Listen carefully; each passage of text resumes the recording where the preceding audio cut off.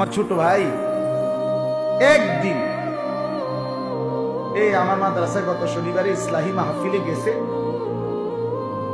তো আমার আম্মা আমার বাসায় মাদ্রাসার পাশে, মায় আমার বিবিরে বলে রাখছে আমার ছোট জন খেতে আসবে মাসুদ, তার লাগে তরমুজ খাইতে রাখো, আমার লগে দেখা করে যাই। মানে আমার ছোট ভাই সে থাকে কুমিল্লা শহরে, আর আমি থাকি তো ময়নামতি ক্যান্টনমেন্ট, আমার মাদ্রাসার পাশে বাসা। তো আমার আম্মা এখন আমার কাছে, ভাইদের কাছেও থাকে, আমরা মিলেমিশে থাকি। তো মা এই রাত্রিবেলা 11:30 বাজে ওই আমার ভাইটা আরো 5-6 জন লোক নিয়ে আসছে। মানে আমার মাদ্রাসার ইসলাহি মাহফিল প্রত্যেক মাসের দ্বিতীয় শনিবার আমার মাদ্রাসায় ইসলাহি মাহফিল হয়, ময়নামতি কুমিল্লা ক্যান্টনমেন্ট।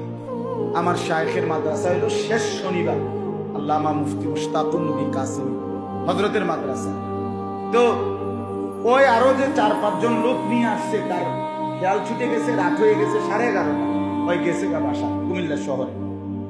পরের দিন আমি যে রাত্রে এসে শুইছি ফজরের নামাজের টাইমে, আমি মারে উঠাইছি, মার রুমে গিয়ে যে মা নামাজের জন্য উঠেন, উঠাইয়া মা মুখ চোখ খুললে বিশ্বাস করে মা প্রথম কথাটা বলছে, ভূত খেতে আমার লোকে দেহা না করে কেমনে গেল